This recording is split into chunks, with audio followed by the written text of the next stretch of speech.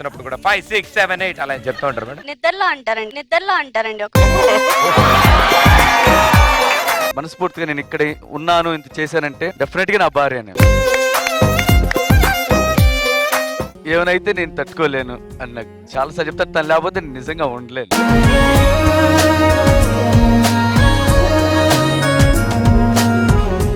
సుధీర్ గారి పెళ్లి గోల ఈ ఉగాది పండుగ రోజు ఉదయం 9 గంటలకు మీ ఈటీవీలో.